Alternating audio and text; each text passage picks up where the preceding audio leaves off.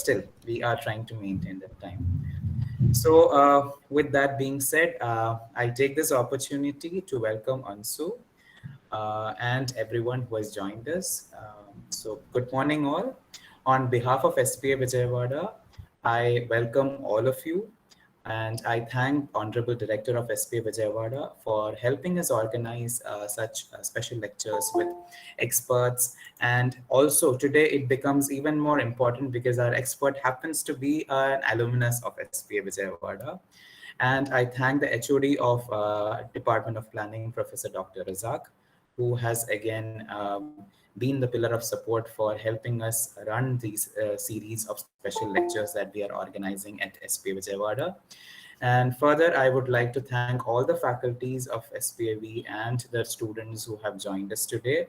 And with that short introduction to the campus, which we've already got through the video that I've just shared 5 minutes back, I hope Ansu was also able to enjoy that video. And I would like to invite Ansu for this special lecture. So before we start, for the audience, I'll just introduce our speaker for the day, Miss Ansu Susan Alexander. So Ansu Susan Alexander is an urban planner and a policy practitioner who did her graduation in planning from School of Planning and Architecture, Vijayawada. She happens to be the first batch of B-Plan pass outs from SPAV, and I am also her batchmate. And she did her post-graduation in urban policy and governance from Tata Institute of Social Sciences from Mumbai, and she is a gold medalist from Tata Institute of Social Sciences.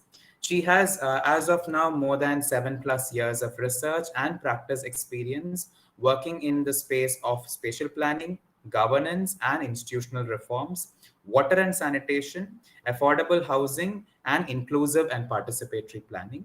So, very well much involved in various domains of planning activities and planning profession as such. She has worked with a range of governmental, bilateral, and other philanthropic clients. And currently, she is a new mother. She has a small baby at home. So we should not be troubling us. And we are thankful for her for taking out that time to spare with us and all the students of SPA Vijayawada. And also, professionally, she is the coordinator of the European Union International Urban and Regional Cooperation Program in India. So that's a quick bio of our speaker for the day, Ms. Ansu Susan Alexander. And I'm happy that I'm also her classmate. Welcome you, Ansu, for this event. Thank you, Rajiv. So when Rajiv reached out to me, I think yesterday about asking for a bio, I was like, why don't you just introduce me as a classmate? It kind of covers a lot of stuff. So like, no, I have to do it in a very professional manner. I was like, okay, go ahead. But I would also rather, tell people that I'm Rajiv's classmate. Probably you also have a very good opinion about Rajiv. I'm not going to ask more details because he's a professor. Anyway, but thank you for this opportunity to the Department of Planning, School of Planning and Architecture, Vijayawada, to the director and to all the faculties and students. Thank you for being here on Saturday morning. I probably wouldn't be here, but yeah, I really appreciate your dedication to be here. Okay, so I'll just share my screen. Just a minute.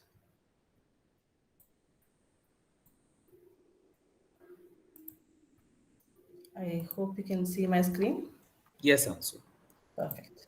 So I hope, Ansu, that I think based on our discussions, you may not just restrict to ICMP. You may be just sharing with them about your activities otherwise also with the professional field, such that our students also will get introduced to what a planner can be like involved in the various types of projects, etc. Yeah, okay, Rajiv. But yeah, so all right, so I'll do that towards the end, but because I think that'll be the more interesting part, so I can talk about that towards the end. But right now, let me talk about probably the boring stuff. I'm not sure if that's how you feel so, but I'm going to be talking about a project which I did with a development consultancy called Athena Infonomics. Its head office is based out of Chennai. They have offices in Delhi as well as in DC, and they're now expanding to the UK. So they work not only on urban sector projects, they work across sectors, but I was largely working in the urban sector space within the firm. The plus point of this particular project is that I got to revisit the city as a practitioner and not as a student. So that was definitely a different experience.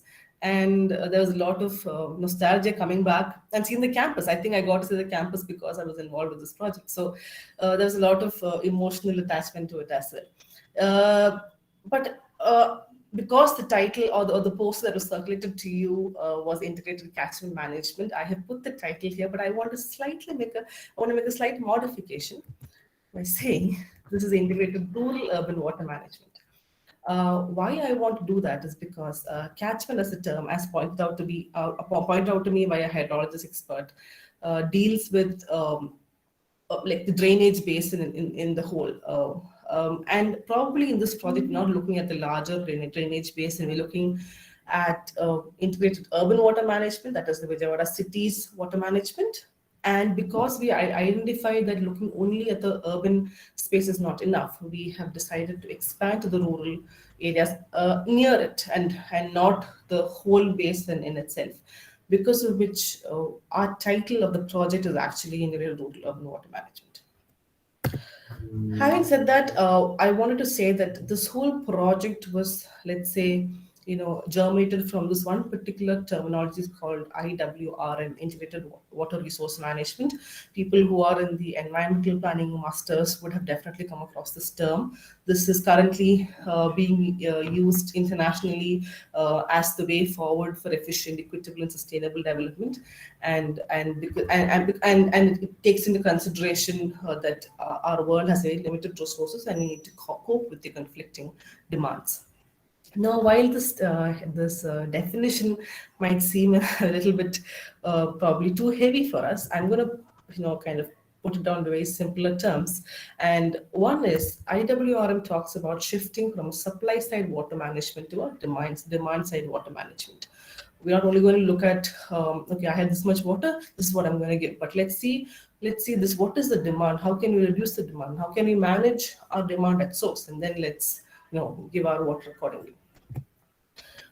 Increase the awareness of the importance of sustainable development. So when I say that, we're talking about, we look at social and environmental considerations into water management. It's not just, the technical part of it. It's not just the hydrological part of it, right? Moving from a top-down approach to, in water security to a more decentralized approach, wherein we are bringing in local experts to come in and and have diversified governance systems at the local, at the basin, at the national and the transnational level.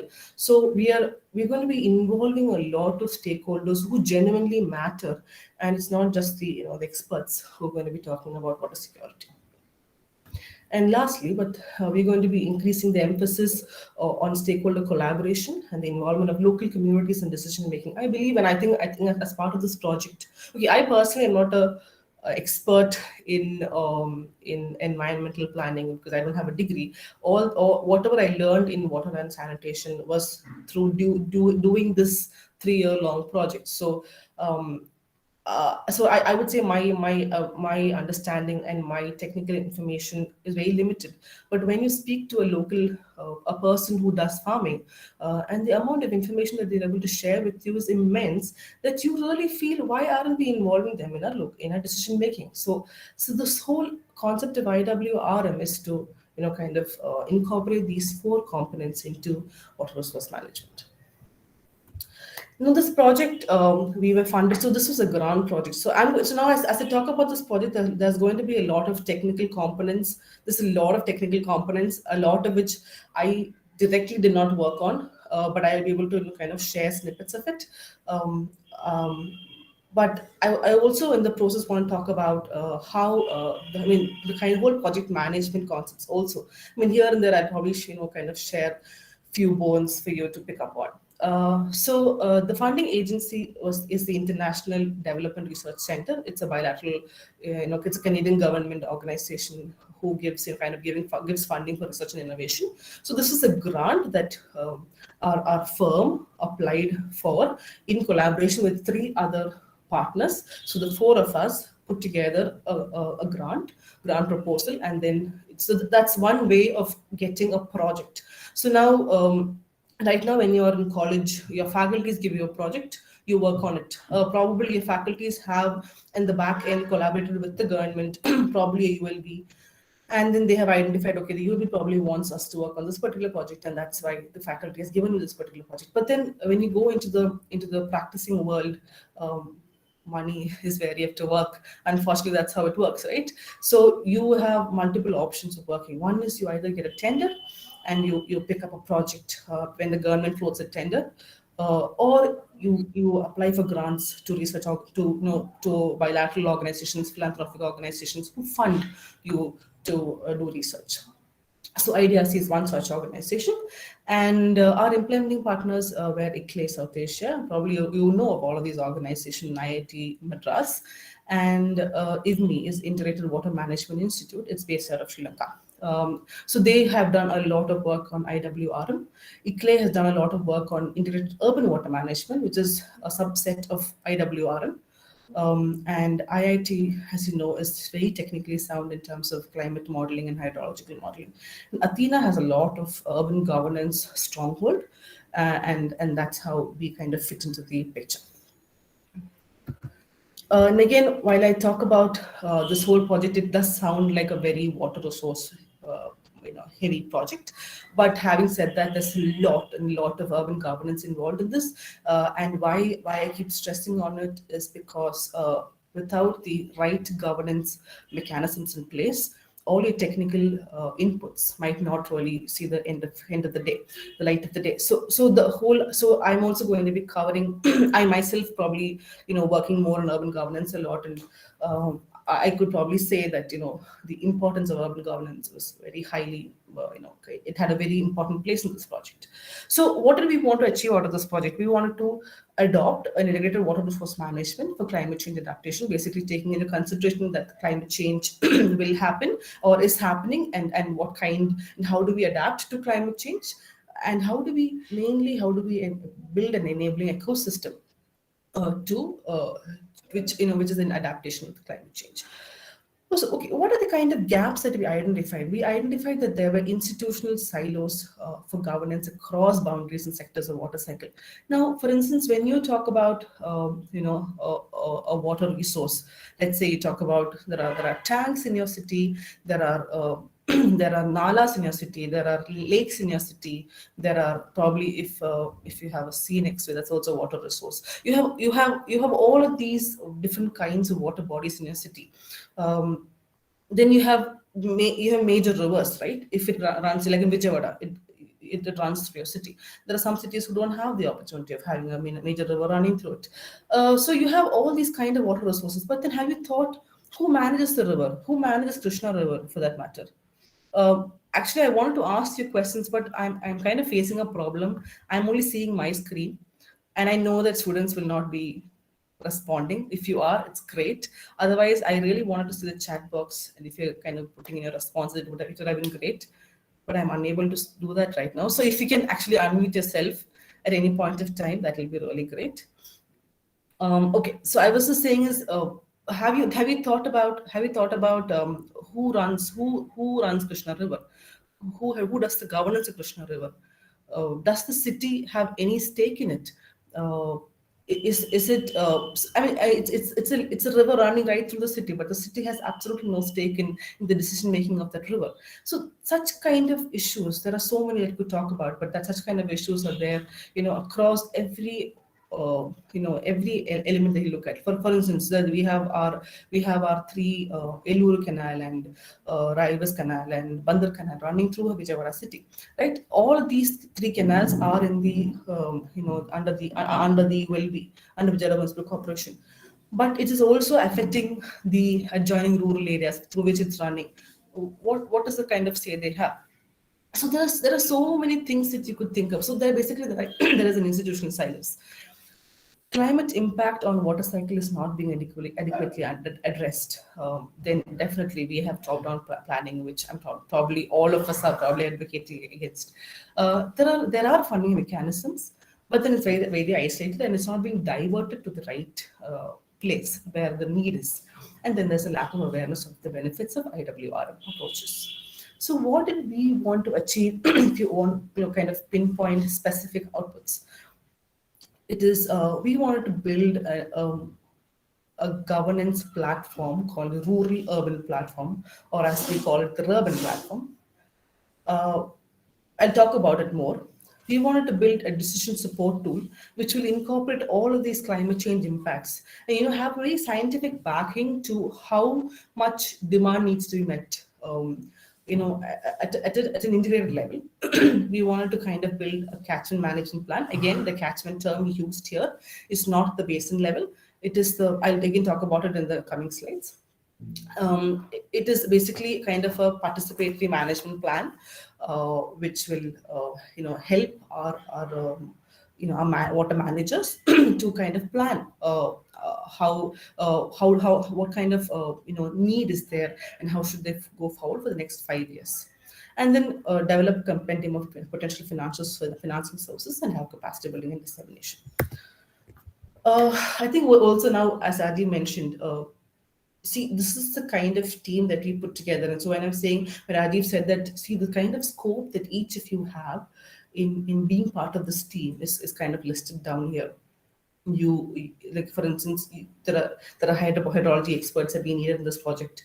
There's an urban governance expert, which I was kind of putting in, I was working as. There's a DST expert, there's climate modeling experts, biodiversity experts, IWRM experts, data collection experts, GIS, finance. So then, of course, a lot of researchers. So there are different, it's a multi kind of sectoral team. It's not just a lot of urban planners working together. An urban planner alone will not be able to do this project at all. So, and this is what I want to tell you also, is when you go out into the sector, and especially in today's world, probably 5 years back it was a little different, but now everyone is looking for multi-sectoral teams.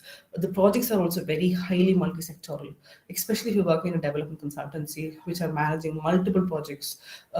Basically, the development consultancies are working on projects which are demand based, right? When a client, basically when they find need to work on a particular project, they bring in, they ask for a grant or a bid or whatever. So what I'm trying to say is, there are so many different kind of sectors you could move into. Now, for instance, especially people who are doing bachelor's in planning, there are so many options in front of you for you to go forward for. I mean, if you're doing a master's in planning, yes, then you've definitely chosen a path for yourself. So, I mean, they just want to put that out there, that there's so many options for you.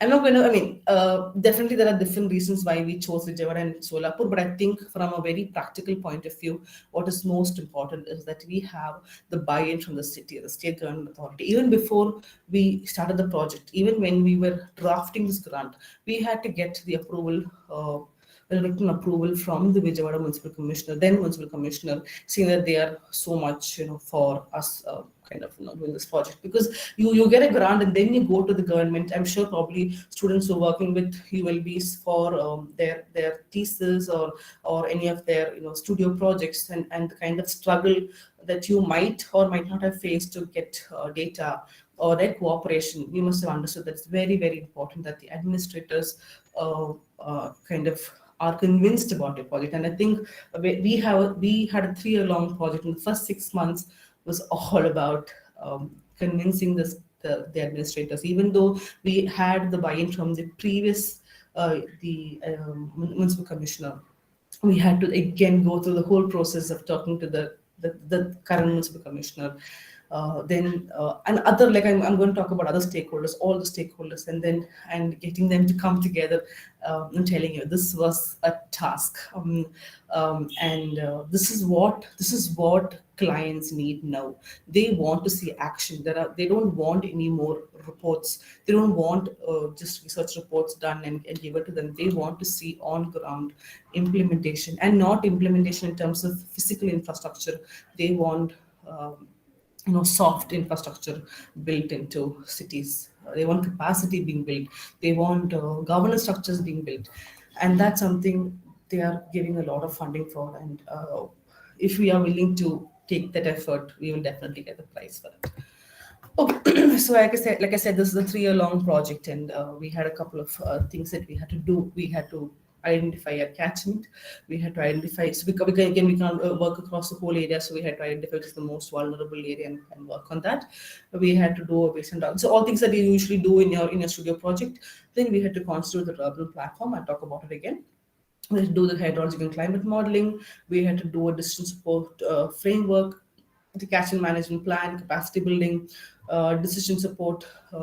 So all the things that I told you about, all of that we had to kind of execute over the period of 3 years. And this is kind of the very overview of the kind of the superficial outlook of how the timeline was. Now the catchment delineation, I don't know if the proposal is still there, but when we were doing this project, there was a proposal to expand Vijayawada Municipal Corporation to such a large area, which includes a lot more, mandals at that point of time. I don't know if it's still there. So we had to incorporate all of that to even as a base area.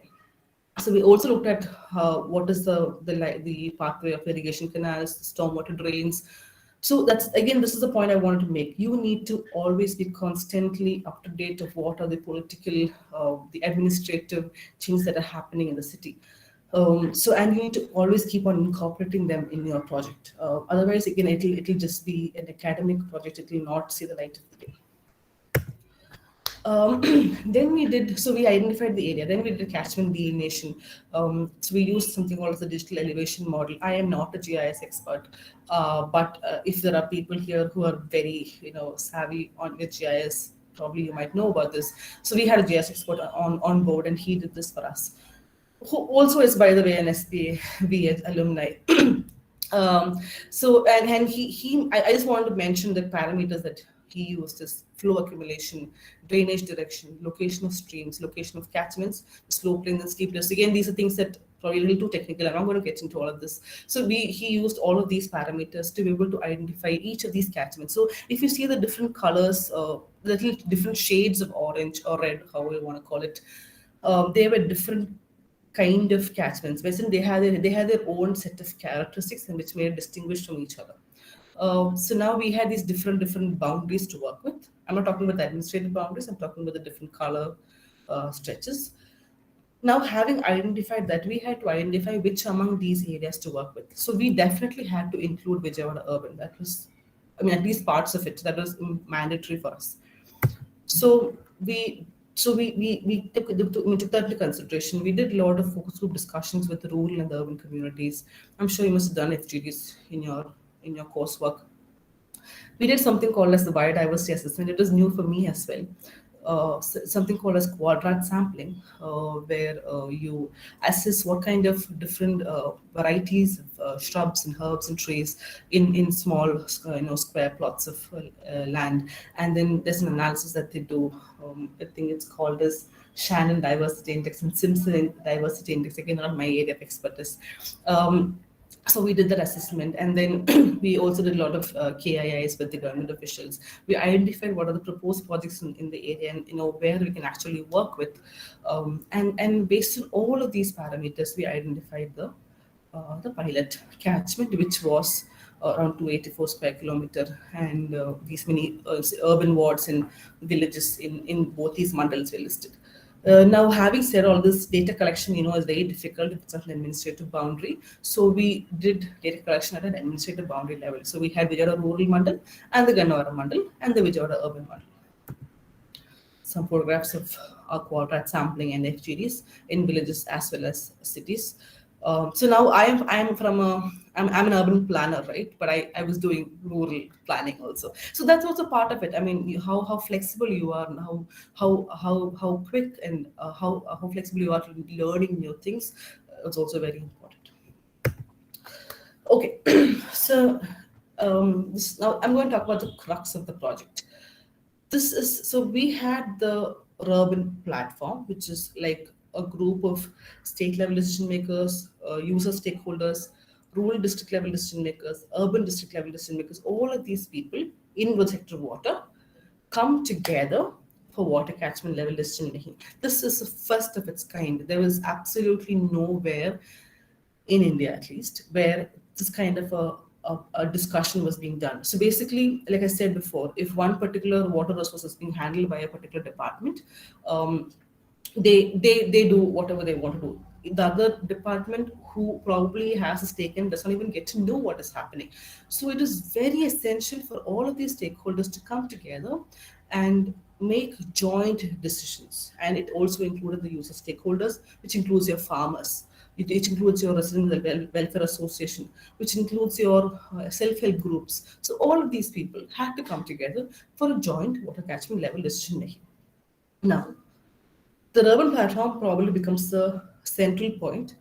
We have a decision support tool which will basically will sensitize the urban platform members that see we have these scientific backup information saying that climate change the impacts of climate change on water resources is going to happen, or let's say the impact of some particular project on a water resource is going to happen, or let's say the current scenario of how water resources, the water balances, all of that very scientifically we were able to show through a DST.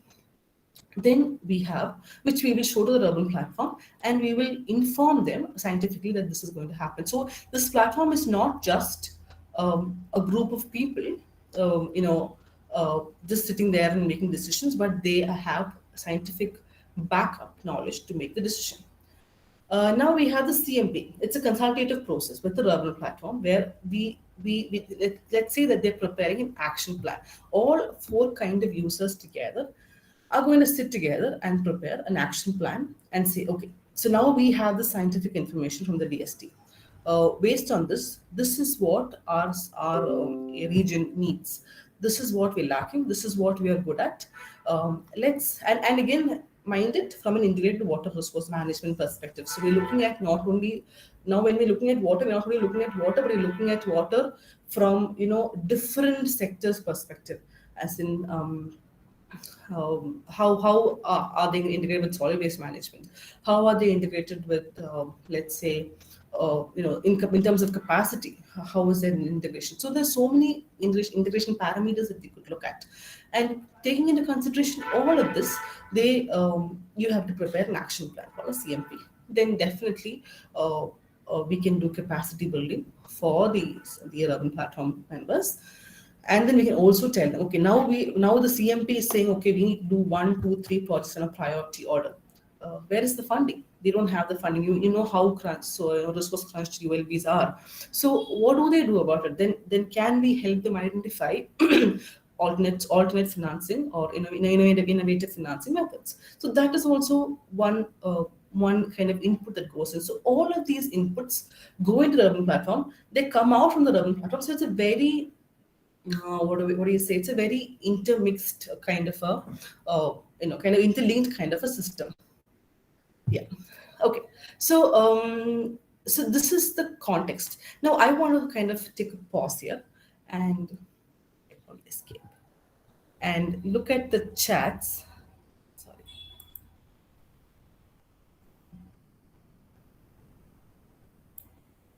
I hope I'm not boring you. I hope you're still, there and ready to listen. I want to ask you. You've probably been in Vijayawada. If you're first years, okay, I'm going to excuse you. But if you've been in Vijayawada for a couple of years, and you've probably worked on studio projects in Vijayawada, can you tell me potential stakeholders that could probably be involved here? I mentioned 2, 3 here and there loosely, but could you, if you're unwilling to unmute yourself, could you put it in your chat box, and we could have a discussion on who are the potential stakeholders? I mean, our project has identified a couple of them, but probably we might identify somebody we kind of completely skipped. So I would really love to hear from you.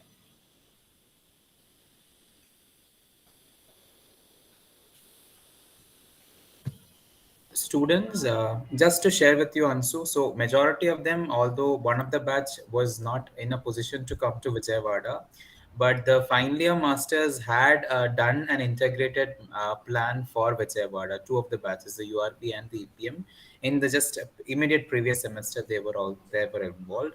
So we have few representations from their batch. It's just that they are a bit quiet. And then we do have the B plan third years and the fourth years who have been in Vijayawada for almost like before the pandemic set in. They were also here. So I'll just probably ask one of the B planners first, and then I'll just move on. I'll call out the names, otherwise it's difficult to pull them out. Or yeah, you can always leave messages in the chat box as well. Yeah. I'm not going to force you to. Yes. I'm not. Students, so please feel comfortable. After all, the person who we are speaking to is an alumnus from SPA Vijayawada, so they know what a student, how student life is, and how maybe students might be shy at posing questions, etc. But I'm just sure that so they are not very shy. It's just that they're just holding it and then just listening to it carefully. So, Kalyani, you are there on the call? Kalyani? Yes, yes, sir. Yes. So, Kalyani, maybe can you answer the question? So, to Miss Ansu, you've been in like first year and Sir. second year, you did go through or you had some exercise in Vijayawada, right? Yes, sir. Yes. So, Kalyani, can you answer? Or should our expert repeat the question once again? Yes, sir. Could you repeat that question?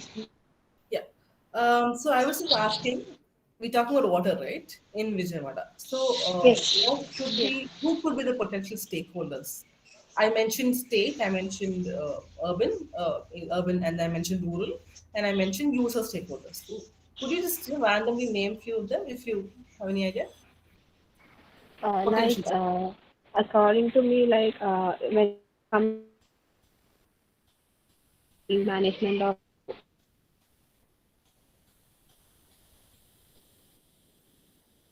I think I Okay. lost one. Is I think she is having a network problem. Kalyani, can you just repeat, please? sir, hello, am I audible? Yes. Yes. So according to me, I think from the government side, basically the authorities involved in the groundwater departments and irrigation department and all will be involved in the water resource management. And from the user side, I think the farmers and the people who mainly use the water for irrigation and agricultural purposes would be Correct, most affected. correct, correct. Very true. Kalyani, thank you. Just a minute. Yeah, thank you. I think those are very important stakeholders. So she mentioned the groundwater department, she mentioned the irrigation department. Those are the department of the state. Then she mentioned in terms of farmers. So yeah, so these are definitely major stakeholders, and I think I am causing people to leave the meeting. I hope it's not because I'm asking questions, but otherwise, also I wanted to also take this time, please, if you have any questions. I'm running a little fast because I have a lot of ground to cover here. But if you have any questions, you can post it on the chat box. I can respond to you at a later stage, or you can always ask it at a later stage. Okay. I think I'm not going to bother any more people. I'm going to go back into the No, present. I sorry, I had a small network connectivity issue. Yeah. So maybe we can ask one of the MEPM students because they are involved with water resources. They had it as a part of the studio. So I'll just pull up one of the MEPM student who is available. So maybe Manjusha, are you there on the call? Yes, sir. Yes, Manjusha, can you answer or rather, can you give madam an idea of what is the scenario here? Sorry, actually, I joined the late, but I heard the question rightly. So, maybe the stakeholders are like from Vijayawada Municipal Corporation. There'll be person sitting who'll be like district magistrate or the chief engineers from that department.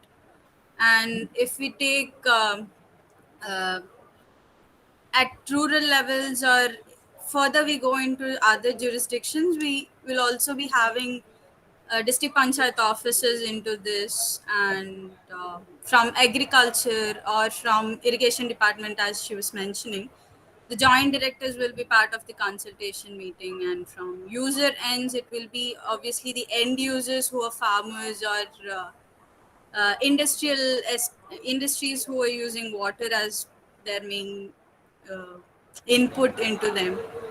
And yeah, water resource department engineers might be also one of the consultants into this. Yeah, that's right. Thank you, Probably, yeah. Manisha. Yeah, I think you Thank you. covered a lot of ground in terms of the rural department. I think that's what we are missing out here. So, although you covered a lot of rural departments, you and Kalyani covered the state departments, and you also mentioned the urban. Manjush also mentioned the urban department. So, all of this together. Now, let's look at what our stakeholder map look like. Okay. Just a minute.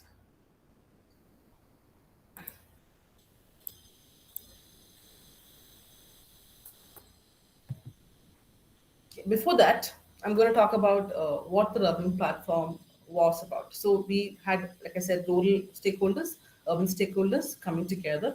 We would have one project nodal officers from both the sectors. We would have a core team of experts, and then we would have the overall urban platform members. Now, what do they want to do? They want to bring in both the rural and the urban stakeholders together. For what? To bring in greater exchange of information, promote collaborative actions, formulate and design plans for improved water management. Like all that we discussed before, I'm just putting it in a definition. So and then they are also supposed to give guidance because they have scientific information with them. They have user stakeholders telling them what is required at their end. So they have all the information with them right now. So they can provide guidance to how actions should be identified and planned at a micro catchment level, and they can provide the support, for different actions because they have, I mean, at the kind of information that they have, they definitely have a lot of upper hand in terms of how to support upcoming projects. So this is how our stakeholder map, looked like. So from the city side, we had the waterworks department, which is part of the municipal corporation, but they are very different office. Then we have the commissioner, the additional commissioner, chief engineer. They're all part of the ULB. The mayor, which is a political, I think the political buy-in is also very, very important. It's not just the administrative. We need the mayor and the councillors because every project approval has to go through them. Then we have the urban community development officer. So all your self-help groups go through the urban community development officer. And so I'm taking a little more time with the stakeholders because I think it's very important that each of us understand who are the different people that we should reach out to when we have a project to kind of implement on ground. And without each of their support, it's very difficult for us to execute anything. Then we have the chief medical health officer who looks at solid waste management, and we have the UNDP in Vijayawada has posted a disaster management coordinator. So it's very important for us to kind of have a conversation with them as well for in terms of floods. Then we have the district catchment managers, which is definitely the district collector. Then each of the mandals have municipal officers. Then a Zilla Parishad, it's a different administrative boundary which kind encompasses a couple of mandals, and they have a CEO. We have something called as a project director for mission of elimination of poverty in municipal areas. So they work with the poorer communities. So it's important that we have a conversation with them.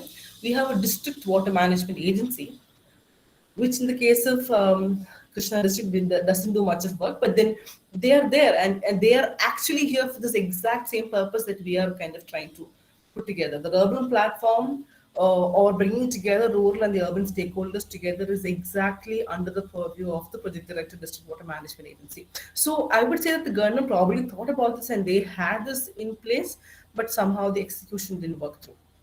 In terms of state catchment managers, the students mentioned, we have irrigation department, groundwater department. There's something called the State Development Planning Society, which does a lot of amazing research on climate, what and rainfall modeling and all of that. And they have amazing research. This is at least in the context of Vijayawada. So if you need any kind of information, and they're very approachable as well, please contact the department. They are in the city. They are near Ben Circle itself.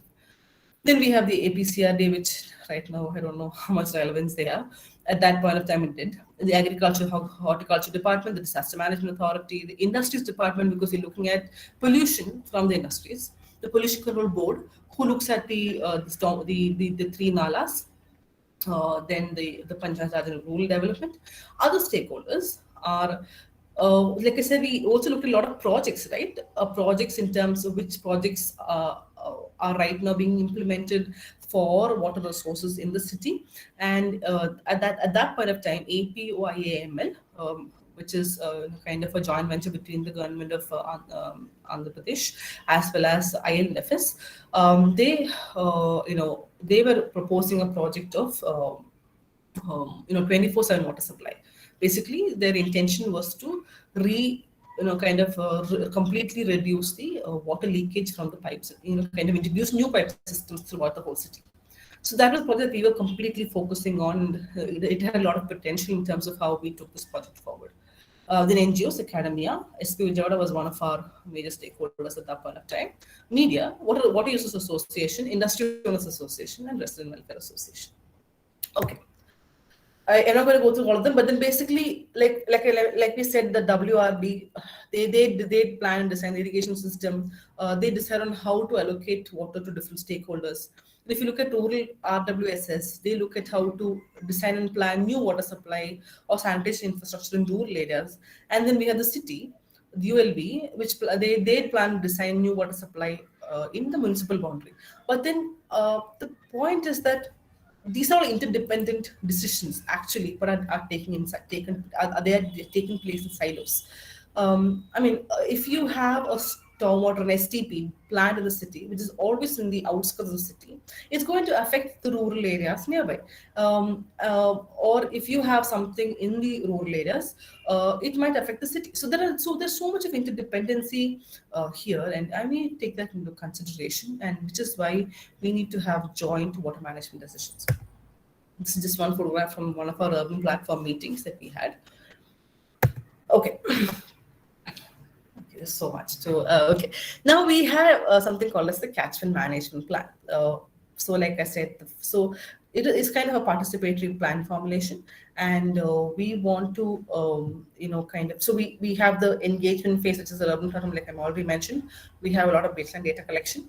We have vulnerability assessments that we do in terms of we identify their water balance, how integrated are they with the rest of the systems in the city, how fragile are they with consideration to the climate change, what is the kind of risk that each of these systems have, what are the kind of actors involved in this, and what is the kind of capacity.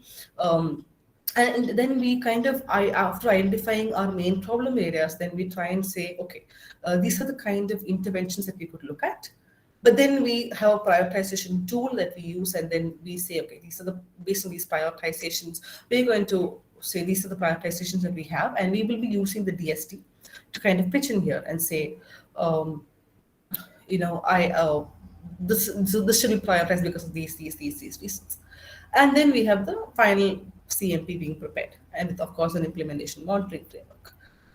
Again, like I said, I don't know if in a studio, at least when we were doing studio courses, we didn't have much of an MLE component into our projects. But then nowadays, every project has to have an MLE component, because you do a project and you get out, but then you need to be able to go back and say, okay, because of this project, what kind of an impact has it been able to generate, and who has it been able to impact?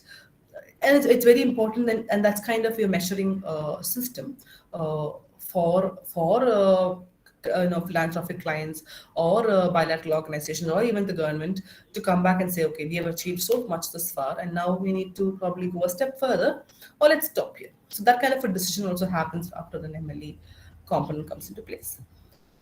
I'm going to skip all of this because I don't want to really bore you, and we've already finished 1 hour. So we did a baseline assessment across all of these areas. We did water quality assessments and all that. So all the database, main data. We did a water balance. So again, water balance is not just the demand and the supply, but it's also we took into consideration how much water loss is happening, how much water is being reused unknowingly. So we took all of that into consideration, and then we identified a water balance. And what is a water balance? It is just this, you subtract your demand from your supply, and then we say, okay, you have this much of unmet demand in a particular region, and which needs to be addressed immediately. These are a couple of analysis maps. Let me skip through all of that. Then, like I said, we did a vulnerability assessment. If I want to just give a very quick gist of it, this is how it will look like in terms of participatory processes that are currently happening. We are very weak. In terms of integration of stormwater with our other water resources, we're very weak, as we are not reusing the water. In terms of in terms of cleaning the wastewater, yes, our STPs are really good quantity. The adequate mechanisms in place. In terms of solid waste management, we are doing really well. In terms of capacity of stakeholders, there was a little more improvement that could have happened. In terms of climate change being taken into consideration when water resources being planned, poor. So these are things that we identified across, and said, okay, these are things that we need to work on. These things that need immediate attention. These are things that are okay, doing fine, good. Um, the IIT team, they put together a hydrological and climate change modeling. They use the HEC-HMS model, and then they also, kind of for the runoff generation to identify how much runoff is coming, and it'll help identify the kind of floods that could happen in a region. They also looked at the kind of temperature changes that are bound to happen, or the annual rainfall that are bound to changes the rainfall, or changes the potential of droughts and extreme floods that are bound to happen across different scenarios, all the way to 50 to 100 years. Again, I'm going to skip through this now. Okay. So now we come to when we say, so now we have all this information packed into the CMP. We have the solutions assessment. We have identified interventions. So we had identified around 35 interventions across these 4 sectors of water supply, urban flooding, water pollution, river flooding, because we identified them as some major issues. And then we prioritize them based on our resilience indicators. How resilient are a couple of these interventions with respect to climate change? Are they contributing to the integrated water management concept? So we shortlisted them based on those. Then we brought it down to 10 interventions based on, again, at the end of the day, we need to look at if it's technical to even implement it, if the technical feasibility, the financial feasibility, what is the impact? Will it take 10 years to create an impact? Will it take 1 year to create an impact? How crucial is the time of the impact? Then the political buy-in, very, very, very important. Again, this is something that I think all of these last probably 1 or 2 parameters are probably the things that you don't look at when you're doing a studio assignment, but very important when you're working on an actual project. These are a couple of, these are a 10, interventions that we kind of brought down to. And I want to talk about the decision support tool. This is like the buzzword if you look at it in development consultancies. And a DST has so many, it has a lot of potential. It's like an analytical platform. It can bring together data. It will help facilitate decision makers for stakeholders. It can help do a pre-intervention review. Let's say you have a project that you want to implement. It will be, even before you implement, it will say, okay, these are things that you could probably improve. It can look at different scenarios and come up with alternative, design and implementation. It can identify what is the need, like we saw that this much unmet demand is there. Then they can identify that. They can facilitate dialogue because you have information with you. You can have a conversation. You can sensitize stakeholders because if people do not know about the impact of climate change, like I mentioned here. Your temperature is bound to increase 1 to 2 degrees Celsius in the next 50 years, or 25 years. So that kind of an information is important.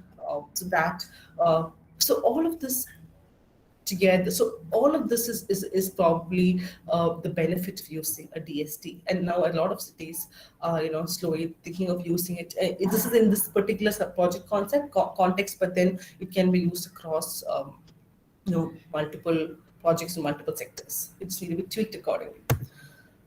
The DST architecture that we had for this project was so our water balance was the base upon which we kind of based the whole was the base of our whole analysis, and we decided, okay, we'll do our DST in this manner. Like I said, the APU IAML had a project. They had a project report, a pre-project report or a DPR that they had put together with to say that 24/7 water supply will be given to Vijayawada.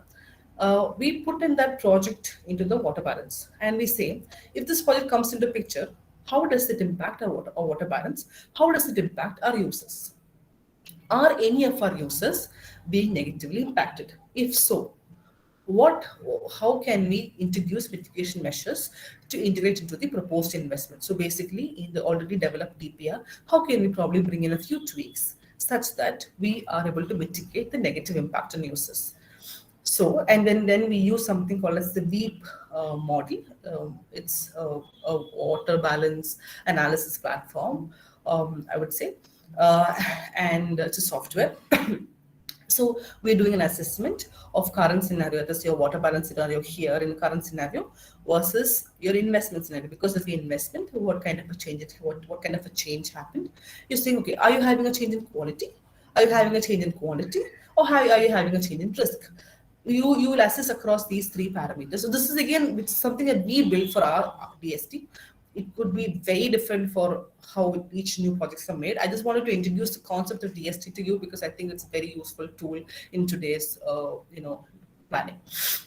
And then you say, okay, if I'm having something in quality, I'll say, okay, these are the kind of intervention options I could look at. If I'm having a change in quantity, these are the options I could look at. Now you take all of this, and then you also take you take the inputs from the impacted stakeholders. You put all of this together and take it to the urban platform. And here you have a participatory consultative decision making, and you say, okay, these are what we could. These are kind of the interventions we could look at. These are the kind of changes that we could make in terms of the PPR. And these are the kind of cost and this is the kind of benefits that will come with the changes. What would you like to do? Do you think it's feasible? Do you think it can be done? Do you think it's really useful?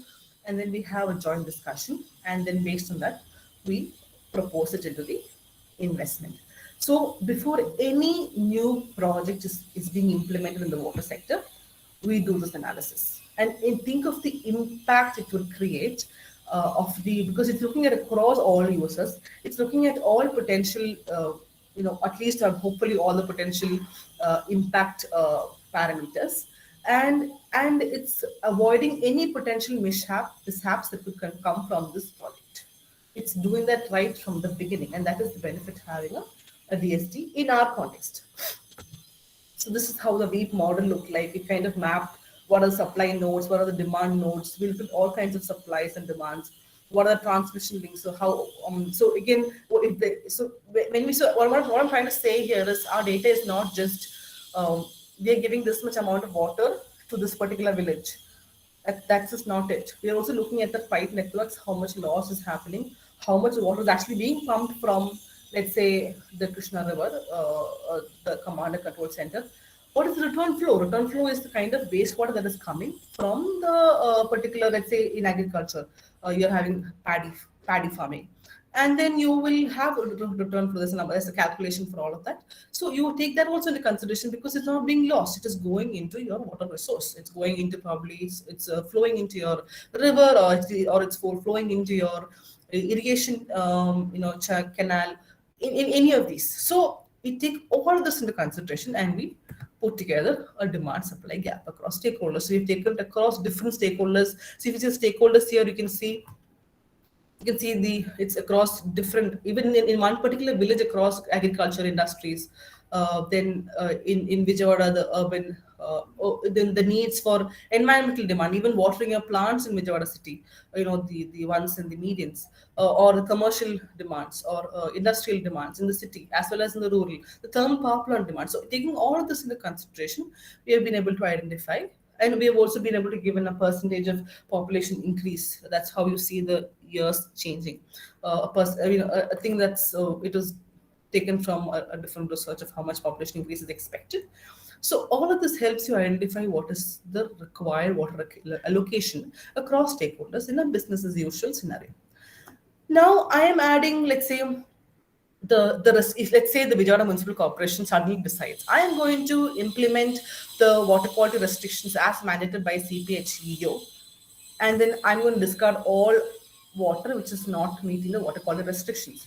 That means my unmet demand increases by 55% in 2022. So I'm trying. So this is the kind of inputs you can do when you're kind of playing around with such kind of a DST.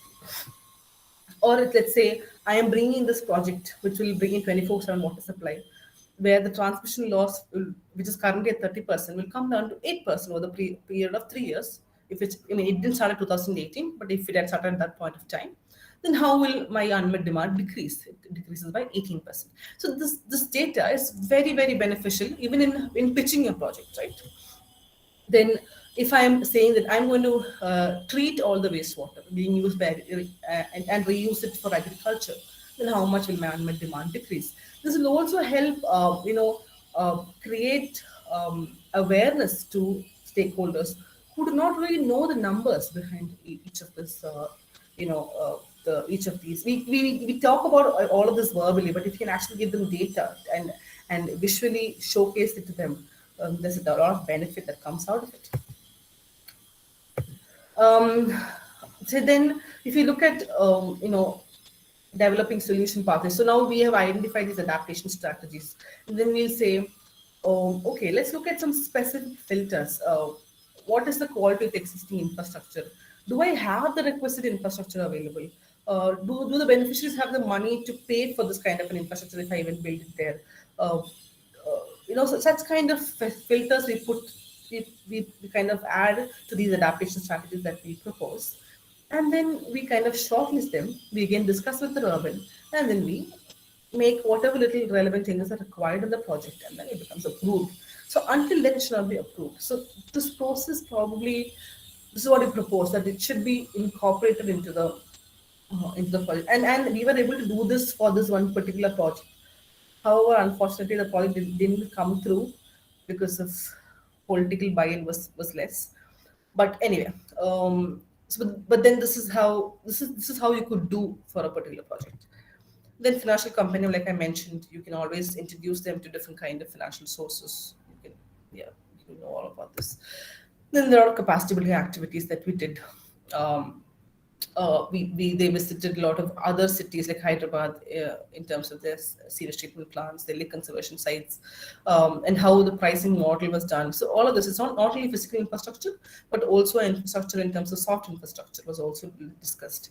There were a lot of hands-on training given in terms of adaptive water management for agriculture. How do you probably newer ways of using your water for different kind of agricultural products, participatory water sharing groundwater. So different kind of hands-on training was given to stakeholders at both the rural as well as the urban level. Then we handed over the whole discussion to the government of Andhra Pradesh. Now, having said this, we had a 3-year project. We met 3 times for the urban platform, but and that is only because we were able to bring them together, pressure them together, and bring them together for a meeting. They understood the importance of it, but there was no official mandate to kind of put this in place. So we needed a geo to say that this is mandatory, and which we were not able to procure, and because of which it stopped right after our project period ended. Probably that is one of our failures with this project, with regards to this project. Now, if we probably were able to achieve, kind of procure the geo, or if there's some kind of a mandate in place to kind of continue this, because the government officials are restricted with their kind of responsibilities, and they are not able to on their own accord start something new or try something new. So that's kind of a challenge that we faced, and I just want to put this out here. Definitely, we did a national workshop where we disseminated this study, this research, and the potential of scaling this up to other cities, other regions. Then there were a few peer publishing. I just want to quickly show you. This is a training module that we developed on how to use this DST for integrated water management, and this was shared with the stakeholders there. Uh, yeah. So again, you need to develop such kind of dissemination tools to be able to reach people and tell them that about the potential of a particular project. So our project does not end with just giving solutions, but it also involves a lot of capacity building in terms of such kind of resource developments, trainings that you do, and when you come to the actual sector, you will understand a lot of funding is going on just capacity building, on creating, disseminating materials. So I just want to again put it out there that this is also a very crucial part of your work. Again, we had some brochures, a flyer that we developed. Yeah, so that's it. I think I ran through the last part of the presentation, but I hope I was able to kind of quickly take you through this project and I hope this is what Rajiv also intended from me. I have, I mean, if now I can talk about the kind of projects I've done before, just to give you a very an idea of what kind of opportunities we have in terms of as a planner, because I for one as a person who moved a lot from core planning. I have kind of worked across many kind of org sectors and many kind of organizations, so I could probably give you a very quick insight. But before that, I want to take any questions, if any. Yes, I see one question. Any questions, if any, you can read it in the chat box. I can respond to it right now. After which, if you have any specific questions with regards to organizations in particular, you can let me know, or I can also very quickly take you through my trajectory of work. Any questions, anyone? I see one question. Let me read So that. I'll just read out the question, and so it's from Miss Madhumati Sugumar. So she's asking that we will definitely be approaching private sector stakeholders, and not only the state or central government. Uh, so how will they be approached, or will they approach the project? And what are the categories and criteria one should be looking for selecting the private stakeholders? Hi, Madhumati. Thank you for the question. I had a question. I have a doubt. When you said private stakeholders, did you mean the users, or did you mean private consultancies? Private consultancies, ma'am. Consultancy. Okay. Yeah, So ma'am. I can give you an example of how we work with a private consultancy. So APU IAML, like I said, it is a collaboration of ILNFS and the government, but we directly work with the ILNFS team. They are more than happy to be part of another, I mean, or to be part of another project. Of course, they only give you little time, but not too much. They also have manners to calculate, but they are very happy, because if they find a benefit for their own project to kind of see through, then they will definitely look at it. That's one way of looking at it, like how we worked on. Otherwise, partnerships, people would love to partner, especially smaller companies. If you find that they have the potential in kind of being part of a project, they would be more than happy to get a project and be part of, especially such a kind of a project. This is the kind of funding that you get and all that. They are very more than happy to approach. Now you're asking what are the categories. Again, I think I can't say that right now. It is dependent on the kind of sector that you're going to be working on. It's also dependent on the kind of project. So like you said, you should do your groundwork before you start a project or before you approach private sectors. We identified APU IAML because we spoke to the government stakeholders in Vijayawada Municipal Corporation, who told us that such a kind of company is kind of pitching a project with them, and that they're kind of they want to take it forward. So that's when we directly approach the private organization, and to identify other partners that you could kind of collaborate with. Always be on the lookout of what kind of work other organizations are doing, especially in the city that you're applying to work on, and that will help you get through it. Does that answer your question? Yes, ma'am. Yes, ma'am. Thank you so much. Thank you, Madhumati, for your question, and thank you, Ansu, for answering. We have another question on the chat box, and maybe if the participant is there, then he or she, I think Kalyani, can pose the questions directly. Kalyani, would you want to ask it? Yes, sir. I think she has got a little network issue. I can read from here and respond. Just a minute. Okay, so Kalyani, shall I read on your behalf then? Yeah, so I'll just read it out to the participants. So Kalyani's question is that many cities, districts, and even states are facing several ranging issues, from dry summer droughts to crop failures due to heavy monsoons in the scenario of the rapid climate change. And if we introduce the IWRM as a proposal for regional plans, do you think that it can address the above mentioned issue? And if so, what would be the major challenge that a planner would be facing to introduce such a project as a part of the regional plan? So she has a second part of the question. So shall I continue reading that No, answer to the we'll participants? answer the first question first, and then Yeah, okay, fine. Okay. Definitely, I think IWRM is not just for a city or an urban area, which is why in this. So, ICLE, South Asia had done this just for the urban area in their previous project cycle, and they identified that doing it only for an urban area doesn't make sense, which is why we're looking at a region which includes both the urban as well as the rural. So definitely we can do this at a regional level. Now, do we introduce this in a regional plan? Yes, we should. Our regional plan, our master plans, the development plans lack a lot of these upgraded. I mean, the United Nations has accepted this internationally. A lot of people have accepted this, but it's not being implemented in a lot of our plans because uh, all of these are still stuck to probably years old, decades old town and country planning norms. So yes, and how do we, as a planner, how do you introduce such a project? How do you even introduce the concept of IWRM? I would say advocacy. Advocacy is what you can do as an individual planner. I don't know how much of a leverage you have in advocacy, but as there are organizations who do a lot of advocacy with the national government, with the state government in introducing, and I've seen a lot of change happen with advocacy organizations. My husband, he is working with an advocacy organization called WRI, and I've seen a lot of change happening with regards to transportation. He's a transport planner. With regards to transportation, how the current Hyderabad Metropolitan Development Authority (HMDA) or the Cyberabad police they have kind of changed the thinking on how to redesign streets. So I'm saying it can happen. It will take a lot of time, and it also needs probably resources. Like an organization like WRI has the resource to do advocacy, an individual will not have the resource to do that. So if you really are passionate about advocating for a particular change, be part of such organizations. There are a lot of such organizations who do such kind of work. You could definitely be part of it. Uh, okay, second question. I hope I answered that question, Kalyani.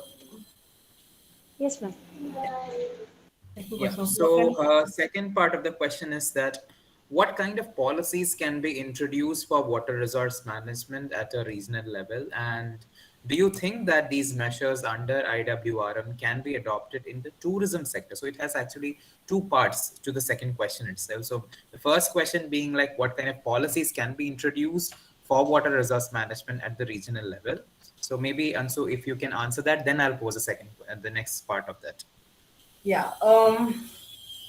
Again, what kind of policy? So, like, let's say, even introducing a policy which says that you should have, that which encourages integrated planning, or a policy which says that you should have, let's say, an urban platform. That is a policy that will come from the national government or the state government, and say that this is something that is an advisory or a guidance tool on how to do a urban platform when you're looking at water resource management. That could be a policy. Another policy could be to even introduce the idea of a DST. uh, you use a DST whenever you want to kind of bring in a new infrastructure, a new investment into water resource, or a change in infrastructure. Then you bring in that. So these are kind of guidelines that you could develop in terms, and these are kind of policy that you could develop.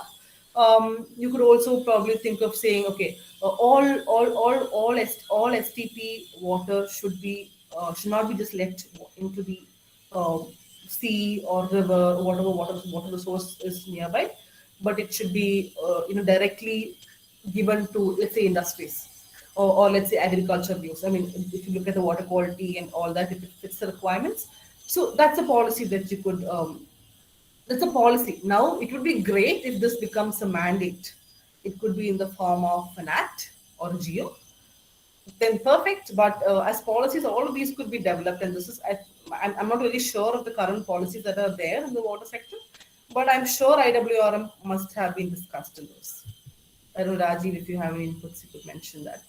With regards to sustainable tourism, I'm not worked much in tourism, but I can say that definitely, let's say sustainable tourism includes lake conservation. I mean, being, let's say you include a lake, by retaining its biodiversity and letting it out to public, could be part of a tourism, let's say, tourism project. Then IWRM kind of has a picture, it has a role to play in it. So that is one way of, you could bring in, kind of an integration. But definitely, you should look at when you're looking at IWR, and that's the whole concept that they were mentioning is you have to look at which all sectors will have a stake in water.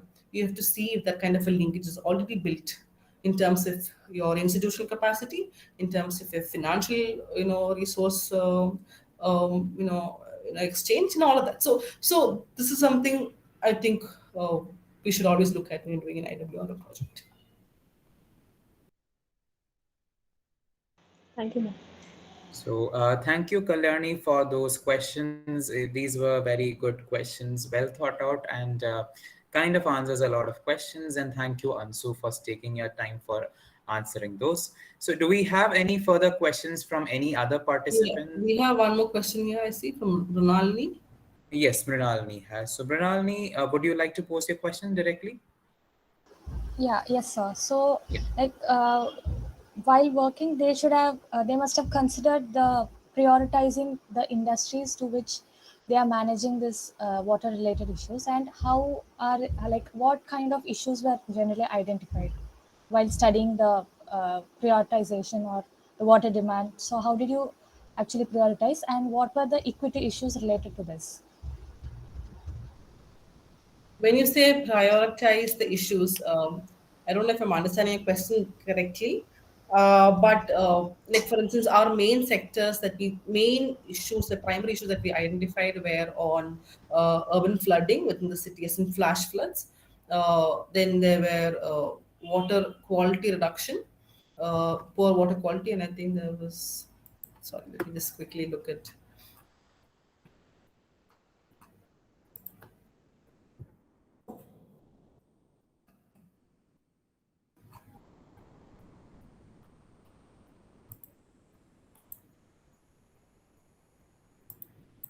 Sorry, water supply network, as in there's a lot of transmission loss, there's a lot of water pollution, there was river flooding and urban flooding. So these are the major issues that we identified based on the whole SWOT and the HTM, based on all the analysis that we did. So these were our priority sectors. Now, in these priority sectors, we identified, which are the which are the, like I said, I think I'll just show the screen here.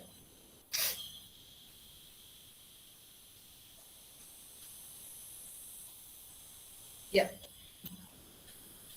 So here we identified across this, and then we identified, okay, how did, so you asked me what are the prioritization indicators. So does it contribute to the climate resilience? When I say climate resilience, I will kind of mention, I have a lot of climate resilience factors. I can actually go back in here and show you.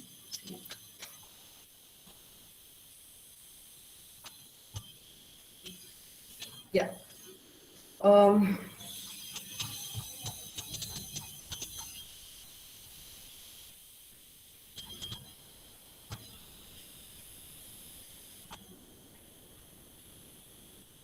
Yeah. So no, this is so we have an issue with water supply now, and we have identified a climate risk already. So now, when both of them added together, how is it going to impact? So let's say we have three kind of climate risk. We have increased precipitation that is expected to happen, increased temperature that is expected to happen, and increased sea level that is expected to happen. Now, how does this impact our issue of water supply? Like that, for each of these issues, we kind of identified that. Then we put a risk factor. What is this kind of risk score? And then we identified what is the impact, and then we identified what is the impact on the system and what is the impact on the poor and the vulnerable. And here, the poor and the vulnerable are mainly the poorer in terms of the economy, as well as, when I say vulnerable, it's the women, because we also did a discussion on how women are being impacted by water resources. So that is also a part of our initial analysis. I have not shown that here. So in terms of equity,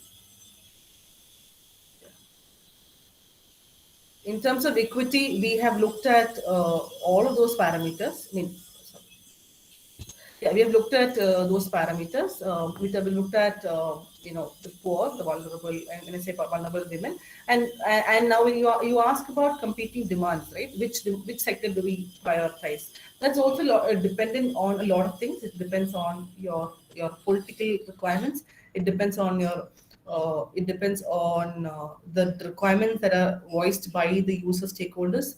It depends on what is the kind of economy that is being brought in by the agriculture, the industries, and the competing the demands and cities. So like we said, cities have a huge unmet demand if you look at it, and we need to give them water. But then again, now how do we? So again, it's a very fine balance. Do we need to give our cities full 100% fresh water? Can we reduce? Can you kind of work on the balance? Can we, let's say, give them 50% fresh water and rest? Can we give them the reused water? So these are kind of balance questions that we need to identify and kind of address these competing demands. I don't know if I answered all of your points, but So Mrinalini, Yes, ma'am. yeah, do you have any further questions to ask Mrinalini, or your question is answered? Yes, sir. No, sir. Yeah, Thank thank you. Thank you, ma'am. Thank you, Mrinalini, for the question, and thank you, Ansu, for answering the same. And do we have any further questions from the participants on the topic that was covered so far? Sir, I have like one more question, sir. Yes, Kalyani, yes. uh, like backwaters is not something that is found in all cities, or it is not as common as a lake or a pond or a river. So is the measures taken for managing a water resource such as backwater, is it different from how it is followed for a river, or are they following, or are they considering the same parameters when it comes to the assessment and all? okay. Thank you, Kalyani, for the question. I wouldn't know in particular what are the assessment parameters for a backwater, but it definitely cannot be the same as that of a river or a lake, because the kind of water flow, the kind of the you know the so many like I said, again, like I said, I'm not an expert in water resources. Like, I'm not a hydrology expert, so I cannot say in specific, but definitely I'm sure they have very different characteristics from that of a river or a lake or a tank, and they should be looked at differently. And a team will definitely have a hydrology expert who will be able to give you such kind of assessment parameters, and that is what we should be able to take forward. So like I said, even the IWRM, it says that it is only a guidance mechanism. It is not a foolproof what do you say, assessment list that you can just you use blanket across the whole country. It will vary across regions, it will vary across cities, it will vary across the kind of topographical, geographical situation that you're in. So yeah, it'll differ across all of that, and you will need specific inputs for this. Thank Thank you. you. And Kalyani, just to add to your question, which was on backwaters, see, if you want to read a bit more on how water resource management for backwaters, etc., are being done, there is this canopy project that is going in Alapura, which is an ongoing project. They are working on the backwaters, and there is a lot of elements on water sensitive planning, how it can be ingrained into, and how that can promote rather resource management in this region, etc., is being discussed. So maybe you can just look up that. Okay, Okay, sir. that's Yes, for sir. your for future reading. Okay, thank you. So yes, do we have any further questions from the participants? Yes. So maybe I think because we are running short of time, we have another few, like couple of minutes, more than half an hour with us. So maybe Ansu, can you possibly take us through the rest of the trajectory of your professional career, and actually tell the students as to what all projects can a planner be involved? It's not just the same old plans that we get to deal with. There are multiple sectors that you can engage. So maybe like we did have a lot many sessions with a lot many experts over the past 1-2 weeks, so they've been hearing. So it will be good to know from your side also. Need not be means I know that I'm troubling you a bit more than what we've asked you for, but still.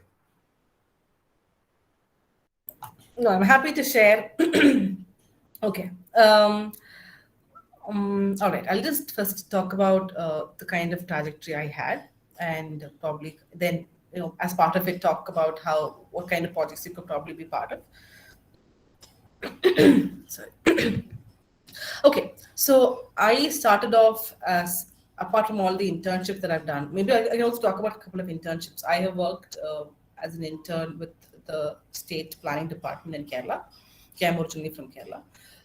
And so that is one, of course, the government is definitely one thing that you can work with. I have worked with an NGO called Cosford. It's mainly an architectural organization. And it's they do sustainable architecture. Um, and that's also something, I mean, so they have project management. Then you can also learn from them in terms of how do you kind of incorporate those sustainable architectural concepts into if you're particularly looking at small scale planning or urban design for that matter. That's something that you could look at.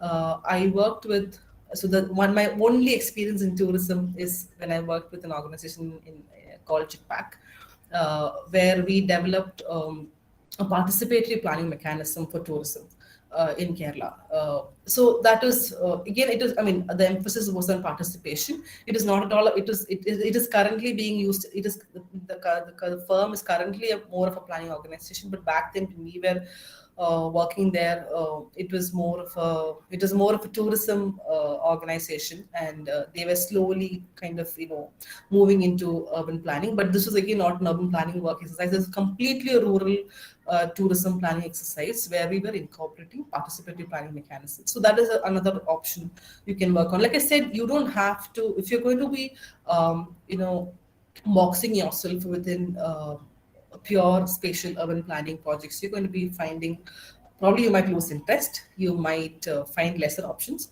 But with the kind of opportunities that are available currently, and I'm going to talk about at the end the current project I'm working on, which is very different from all of this. Okay, so that's what. So then I worked with SEPT as an intern, where I did a research project for them, and it was on it is on violence in Indian cities. So it is Indian cities, but the violence which comes out of the social, the character that the city has, or the inequality that is developed out of it. So and how do we develop inclusive policies? I mean, a ULB doesn't only have a role in physical infrastructure, like I said, but also in how they build their social infrastructure. And social infrastructure, when I say probably in how you place your parks, and how you make it, open and gender inclusive, probably might reduce the amount of violence. Maybe on how you distribute or decentralize your water resources might reduce the amount of violence. So the kind of connection that you can build was great in that project. I worked on a European Union project called Transport and Mobility Research, where we were looking at social innovations in transportation. So this is again another major sector that is currently available. Looking at innovations is high on right now. So if you as a planner can think of if you have the technical, when I say technical skills, I meant the the IT skills, or if you know programming, if you know how to use softwares, and if you're really great at that, and if you are great with ideation and building stuffs, then innovations is a great sector for you to work on, and in different sectors. So the city, as because you're a planner, you know how the city functions, you know what are the issues that you're plagued by, but then can you come up with a solution to it which is not mainstream, but which is like a startup and innovation. Then I worked on research project with IIT Bombay, which was on how real estate undercurrents, how real estate is taking over the housing market in Mumbai, which is a proper research project and probably something else we're all working on. And real estate sector is something a lot of planners go into. It also pays a lot. So that's another sector that you could go into, because land. You need to know land economy for that, and if you know how the land prices, are dependent on and what is the economy, and what is the urban economy based on, and how the land changes, and all of those concepts. If you know all of that, then definitely real estate sector is something you could work on. Then I worked with an organization called Mumbai Transformation Support Unit. It was like a quasi governmental organization. We were like a middleman. We were not doing, what do you say? We're not doing the actual work. we were like the go-to organization for the government. We would bring in, let's say, for you probably have heard of IBI Group in Mumbai. They had this TOD idea long back, and now it's being implemented. But then long back, and they wanted to kind of execute it in Mumbai, but they couldn't approach the government directly. So they would come to us. We would vet their idea, and we would take it to the government. And so the government saw us as an advisory organization, and we would facilitate a lot of joint meetings, stakeholder conversations. Then we also on our own had projects of our own, which were funded by the World Bank, and then we would do it with other partners. But then it is mainly stakeholder engagement heavy. It was a lot of facilitating. It was a lot of initiating urban sectoral projects. Like for instance, IIT Bombay students at that point of time, they identified a way to build, very cheap houses, small units, slum units, if you want. I mean, affordable housing units that you could say, which could be used for slum redevelopment. And this idea, we could vet it, we could help them improvise it, and then we took it to the government. So these are kind of things that we did in MTSU. MTSU is no longer existing. I mean, it was a 10-year, it was there for a 10-year period, and then it stopped. But there are organizations like this who does the in-between work. So that's something you can definitely look at. Then I taught for a little while, so teaching is always there. Then I worked, I think this is my flagship project, I could say, is I worked as the consultant urban planner for the Municipal Corporation of Greater Mumbai. So this was the time when the development plan was already, the draft development plan had been prepared. So this is my only spatial planning exercise, which I was engaged with for more than 2 years. So the draft development plan was prepared, and then there's a lot of issues with it, and then we had to re-prepare it. So then our team came in, and when we re-prepared it, we changed the way development plans were made, and that was definitely a change in direction how development plans were made. Now, like I said, there are a lot of rules as per town and planning organizations, as per what the Act mandates, but because of probably one person, the Office of Special Duty at that point of time, we were able to put in a little more effort and then do a very decentralized kind of planning, which I think was one of a kind at that point of time, where each of us sat out of the ward offices in Mumbai. So each of us, or each 26 ward offices, I think, each of us sat in one ward office, and we planned for that one particular ward. We went to sites. We went with the municipal engineers in those ward offices. They know their ward just like that. In their sleep, they can tell you what each site is, what each plot is, and that is the kind of engagement that we had with them. We spent months with them. We sat in that office. We went to each of these sites, and and because of which our data was right. There was nothing wrong with our data, and because of which we were able to speak to the actual the people who were there, and we were able to speak to them, and we could tell, okay, this is what is really missing in this ward, and we need to give this particular amenity. So that kind of a decentralized planning was made, and we were able to do that. So that was definitely a very important part of my trajectory. I mean, it is an important project for me. And then we also, in that project, we were able to implement a lot more new kind of amenities, which are very women-friendly, gender-friendly, children-friendly, which are not there in the previous development plans. If you have worked with and if you have at least you've seen you've read, you've definitely worked on development plans in your studios, and you must have seen how age-old or archaic all of these could be. So even trying to change one or two elements in each decade itself is a major achievement, I would say. Definitely, we are struggling with challenges in the planning sector, in the spatial planning sector, and one or two changes itself is a major achievement, and that's something that we were able to achieve when we were working for the spatial planning the planning department, and we were directly. So we were. I was not. I mean, because I'm not a Maharashtrian. I couldn't directly work with the municipal corporation of Greater Mumbai. I was hired. All of us were hired through All India Institute of Local Self Government, who was hired to the project. But then we were directly working with the government officials, with the engineers there, and bringing in our planning insights.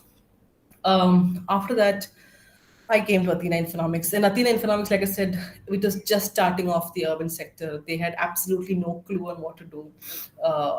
I had come from a very pure urban planning sector right now, from a special planning project. And then I come here and I see people working on investments, and I see people working on economies, and Amazon, their clients are Amazon, trying to tell them, asking for inputs on what are the kind of users that they have. And, such kind of, I mean, if you have seen development consultancies, that's how they work. They have all kinds of projects. Especially if you're a new development consultancy, you just take anything that you get. And this was like a new project for them. And when I was here, I was able to kind of build the urban kind of sector in Athena Economics. And then we worked on sanitation. I had the opportunity to go to Africa. I worked on, again, sanitation, working on sanitation in a rural area, by the way, not in the city. I worked in a rural area for sanitation, how to bring in sanitation financing for those people and how to make it effective. So that is one project I worked on. Then I worked on the IDRC. It took like all of my life, I think. IDRC. Then I worked with GIZ. As GIZ was a client where we tried to assess and review the beneficiary-led housing in Tamil Nadu. So that was a project. And there's a lot of BD. Okay, I know a lot of planners who have completely moved to business development. That's also another option that you could look at if you're really interested. So you have the technical know-how, but then you're more keen in bringing in business to the company. So there's a lot of, and so even if you are a planner, if you are a consultant with the development consultancy, you have to work on business development. Of course, there's a business development team who will do a lot of your work, but then you have to develop an approach and methodology for all of the bids. Like I mentioned at the beginning of the presentation, you have grants and you have bids. You have two kinds of ways in which you can bring in projects. So you develop a grant, that's one way, or you develop the approach and methodology for bids, and you sit and search for opportunities of where tenders are being released, where grants are being released, all of that. So that's a whole process that you learn when you are in a developer consultancy. Then I learned project management. I was project manager for the IDRC project that I worked on right now. I was a project manager for a couple of other projects as well. So you learn the whole scheme of project management. That's a whole different ball game altogether, which when you are probably a few years into the sector, you will probably have the opportunity of becoming, where you have to look at finances, you have to look at resource management, human resource management, financial resource management. You have to also probably book tickets. There's so much of admin work, and you have to do all sorts of things, and you have technical information, and you have lots of. So, like I said, in this IDRC project, we had 4 partners, different partners sitting in different cities, and we had the client. We had to constantly engage with all of them, come to a consensus on how we want to go forward. It's not like working with 4 members within the same organization. It's like working with 4 sets of teams across the country and internationally. There's a lot of client management there. There's a lot of stakeholder management there. And apart from that, we also have your large set of stakeholders on ground. So it's a very challenging process, and that's something I thoroughly enjoyed it. So it depends on what your inclinations towards. If project management is something that you like and you would love to do, then then you will have to probably take a step back from it. Technical, you won't be able to be a complete technical person. Of course, you need the technical know-how to be a project manager, but after a period of time, you kind of tend to trickle into other administrative stuff. It's about bringing in projects. It's about managing your clients, and then you have team under you who will do more of the technical work. Of course, then you have to give in inputs and guidance. That's always part of it. So you need to have the experience, right? So I would always do core work at the beginning, learn the sector, then choose where you want to go to. where you want to kind of migrate to. Um, I also had the opportunity of working for the cities. You must have heard of the cities project, which is under the NIUA, which is funded by the AFD and I forget who were the other funders. So it is now, I mean, cities is hiring like crazy right now. There is knowledge management people. There are project officers. So there is so many kind of. NIUA is not doing the technical work. They are, or the thing under cities project, they're not doing technical work. They're just giving an overview. Even an organization like GIZ, they will hire people to do things, but they are always kind of having an overview over the projects. So that is the kind of work that you could do if you not want to directly do technical work, but be more like a manager, or be more like a an advisory role. Then that's something that you could always explore. And so I was able to put together a technical proposal for the city of Dehradun, which won the city's grant at that point of time, and it's currently going on. These are all different things. So you have to keep your eyes and ears open for opportunities. There are so many fellowships that are happening. Be part. I mean, you're young, you're just out of college. Be part of it. Apply for these. I mean, it'll take a little extra effort from your end, but it will definitely add value to your curriculum, because your CV uh, and even when you are going for other projects, it gives you a more of a multi-sectoral approach. Being very mainstream line to just a sector of planning, spatial planning per se, is not going to probably help you in today's world. Now, having said this, I'm going to very quickly introduce to you the current work I'm doing. I've also been doing a lot of, so now I'm a freelancer. I've also been doing a lot of research projects for WaterAid, for for an organization called Plural, for ASCII. Just a minute, let me open this. Yeah. Okay, so now currently I'm working for an organization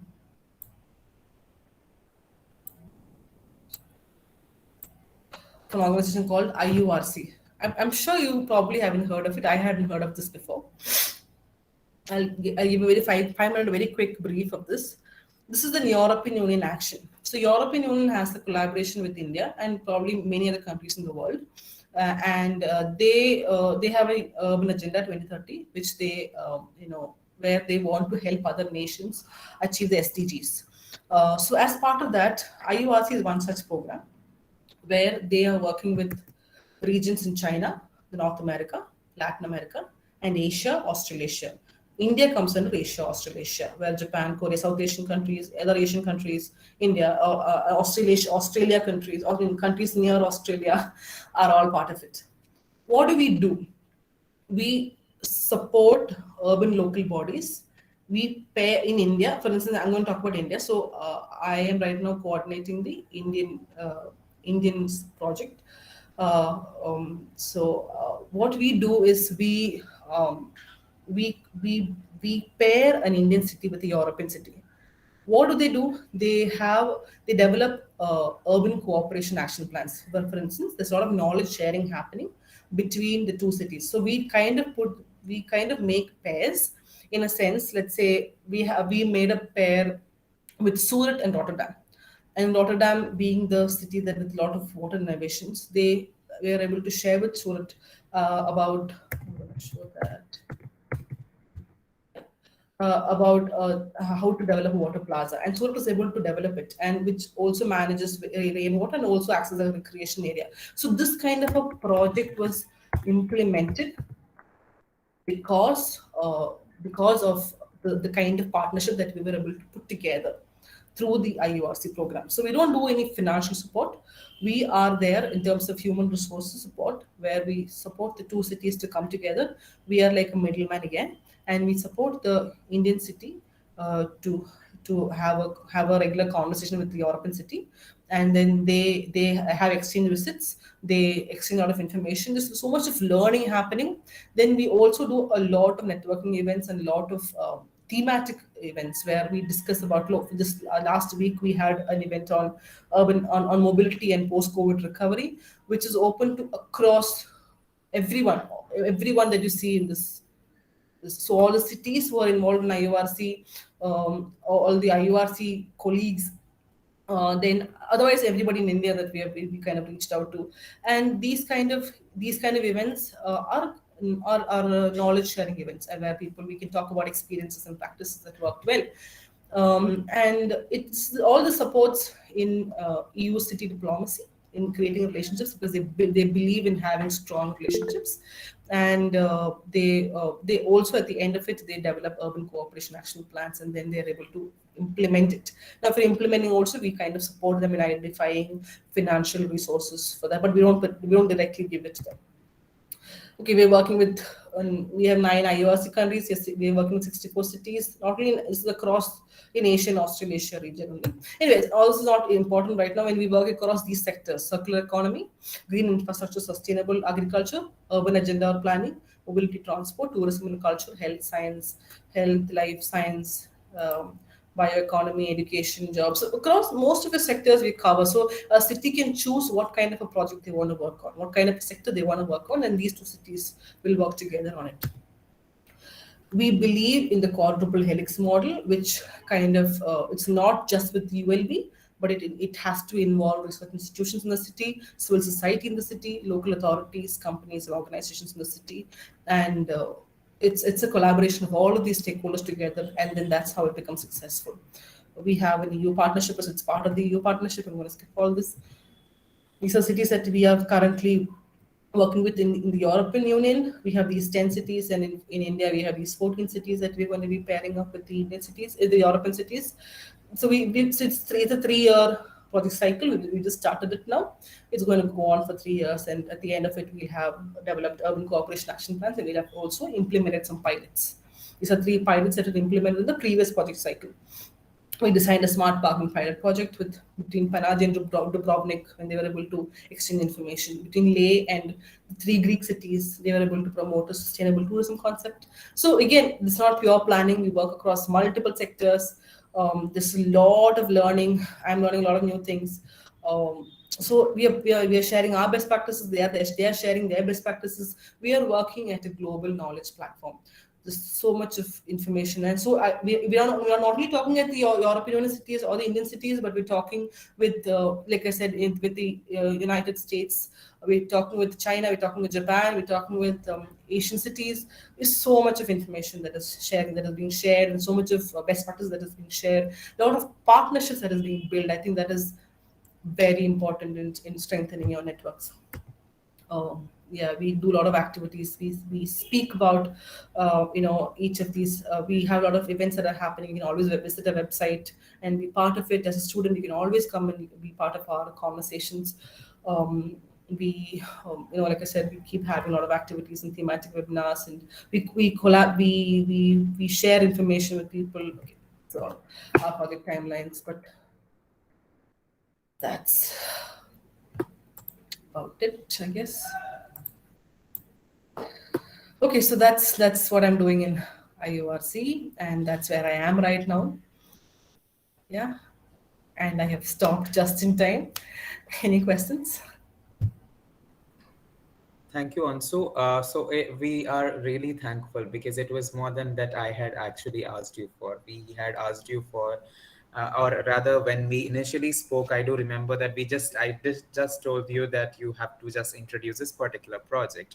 But then I thought that it is good when we have our master's first year students who've just joined, who are architects, planners, and engineers, and such a discussion with practicing planners can get them exposed to rather what all projects are there on ground, or what all domains can a planner be actually looking forward to. It need not necessarily be just so.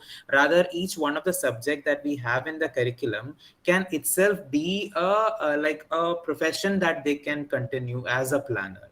So through this kind of, it was like you did take a good amount of time to help them understand that there is a wide variety of projects.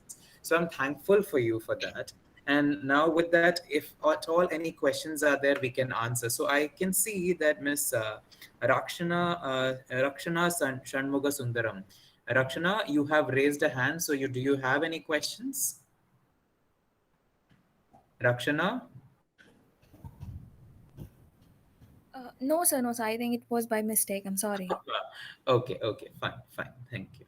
So, if at all any participants have any further question, need not necessarily be on what we've just covered in the past half an hour, but before that also we were having a detailed discussion on the project, which was there in Vijayawada, of which Miss Alexander was a part of. So it's good if you can, if you want to know further, then you can ask now. If not, you have questions, but you still have to think and then put it into some words. Then and like Ansu has shared her link. It's ansualexander17@gmail.com. You can write to her and then reach across if you have any questions in this regard.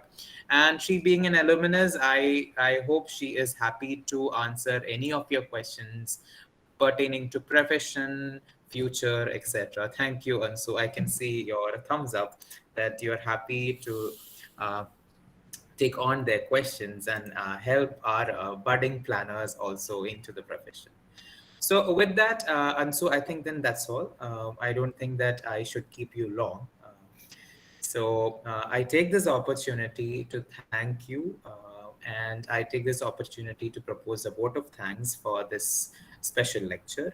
I thank the director of SPA Vijayawada, Professor Dr. Minakshi Jain, and the head of the Department of Planning, Professor Dr. Abdul Razak Muhammad, both of them who were actually rather promoting all the faculties to engage the students and to rather make the students more aware of what is happening around, what all projects are there in the professional practice, how our planners and architects engage. So I'm thankful for them encouraging this through the various faculties to take up such special lectures. And I also thank all the faculties who have joined us, many of the senior faculties of our department, Professor Dr. Adnarayan, Dr. Prashant, Professor Valyapan, sir, all have joined us today to listen to Ansu, who is an alumnus. And Ansu happens to be we were actually, like, we both were batchmates again. So we were taught by Valyapan sir, Ayon sir, and also we are happy that they are also part of this lecture. And I'm very much thankful to all the students who have taken off 2 hours from their weekend. Weekends are supposed to be holidays for relaxing, for again, like getting back all the energy for facing the next week. But rather, I'm thankful for all of you for taking out that 2 hours for like listening to our expert speaker, Ansu. And thank you, Ansu, for sparing your time. It's not a big means it's not an easy way when you are a new mother. You have a child who is crying and running around, so you should be always like on the lookout what he is looking or he's doing at the same time. At the same time, you're managing your presentation. I'm thankful to you for sparing us that time. uh, so yes, so that brings us to the end of today's event. Thank you very much. Thank you so much. Thank you all for patiently listening. Thank you, ma'am. Thank you, ma'am. Thank you, Thank guys. you, ma'am. I Thank you, ma'am. So all of you can actually be writing to Madam, not necessarily for just on what was covered today, but anything otherwise also. She's always proactive. She always responds promptly. So please, you can reach out to her. And she happens to be my friend. So if at all you want me to push her to get things done, to respond, I can also help you in that regard. So with that, have a nice weekend, guys, and have a nice weekend, Ansu. And thank you for joining us. And thank you, IT team, for supporting us. We have this video as a YouTube live also, which was running for the past 2 hours. But in the future, it is available on the SPAV channel. If at all you have missed out some points, you want to listen it again, you want to see something, you can look into those videos as well. So with that, thank you very much. So thank you, guys. Have a pleasant weekend. Bye. Thank you, sir. Thank you, sir. Thank you, sir. Thank you, sir. Thank Thank you. you. Thank you, sir. Thank you, sir. Thank you, sir. Thank you, sir. Thank you, guys.